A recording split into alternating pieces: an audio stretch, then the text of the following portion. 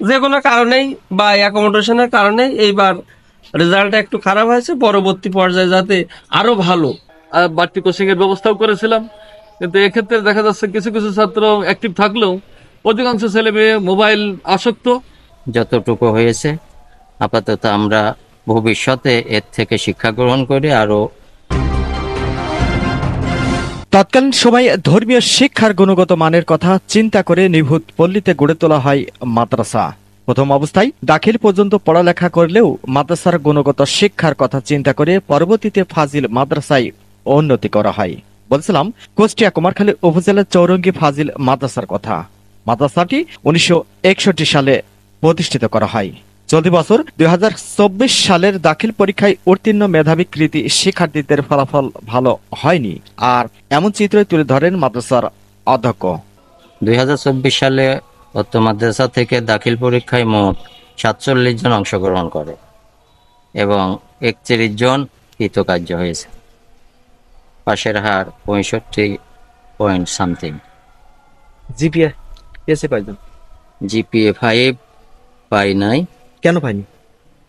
এখানে এই ব্যাচে অবশ্য একটু দুর্বল ব্যাচ ছিল এবং আমাদের যে অবকাঠামোগত যে সমস্যা ছিল এবং করোনা পরবর্তী যে ক্লাসের যে সমস্যা ছিল, এই কারণে লেখাপড়ার মান তুলনামূলকভাবে একটু কম হয়েছে, যে কারণে আমাদের রেজাল্টটা কাম্য নয়। তবে যতটুকু হয়েছে আপাতত আমরা ভবিষ্যতে এর থেকে শিক্ষা গ্রহণ করে আরো উন্নত ভালো ফলাফল করার জন্য আমরা সচেষ্ট আছি এবং আমরা এই ব্যাপারে পদক্ষেপ গ্রহণ করব বলে সংকল্প গ্রহণ করছি। অপরদিকে শিক্ষার গুণগত মান তুলে ধরেন মাদ্রাসার অন্যান্য সহকারী শিক্ষকরা। আমাদের বিদ্যালয় থেকে এবার দাখিল পরীক্ষায় 47 জন অংশগ্রহণ করে 31 জন পাশ করেছে। পাশের হার আনুপাতিক হারে অন্যান্য বছরের তুলনায় একটু খারাপ, কারণ আমাদের অ্যাকোমোডেশনের কিছু সমস্যা থাকার কারণে আমরা ছাত্রছাত্রীদের যে পরিমাণ ক্লাসে প্রস্তুতি নেওয়া সম্ভব দরকার ছিল সে পরিমাণ পারিনি।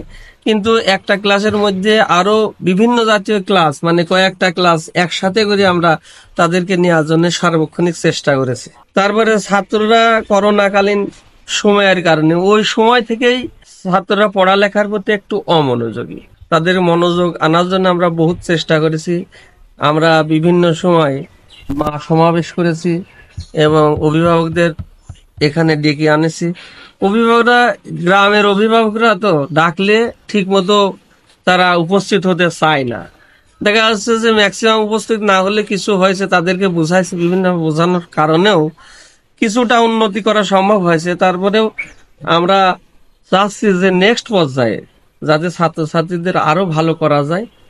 বিগত বছরগুলোতে আমাদের পরপর 3 বছর 100% পাশের রেকর্ড আছে আমাদের প্রতিষ্ঠানে, এবং কুমারখালী খোকসার মধ্যে একটা শ্রেষ্ঠ প্রতিষ্ঠানের মর্যাদা পেয়েছে এবং শ্রেষ্ঠ শ্রেণী শিক্ষক, শ্রেষ্ঠ প্রিন্সিপালের মর্যাদা এই প্রতিষ্ঠান পেয়েছে।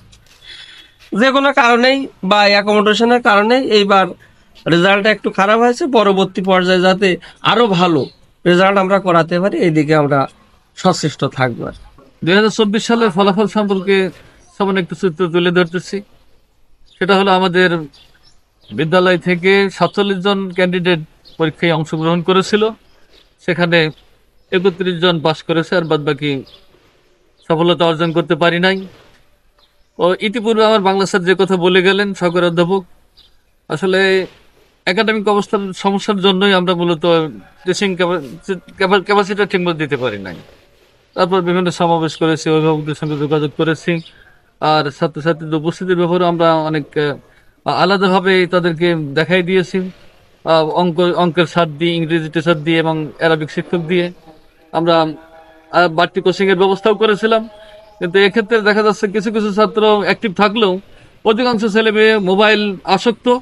তারা ঠিকমতো আমাদের কথা মানে নাই, যার ফলে ফলাফল আগেকার তুলনায়, পূর্বের তুলনায় একটু বিপর্যয়ের জন্য আমরা দুঃখিত। যেহেতু আমাদের প্রতিষ্ঠান ফলাফলের দিক থেকে এই উপজেলার মধ্যে প্রায় শ্রেষ্ঠতম পর্যায়ে।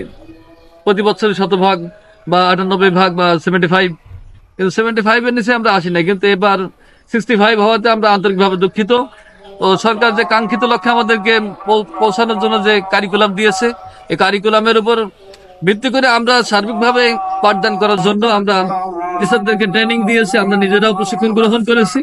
আমরা ভালোভাবে যাতে ভবিষ্যতে সফলকাম হতে পারি, 100% পাস রাখতে পারি, এই প্রত্যয় ব্যক্ত রাখবো। মোহাম্মদ রফিক, আর কে নিউজ 24।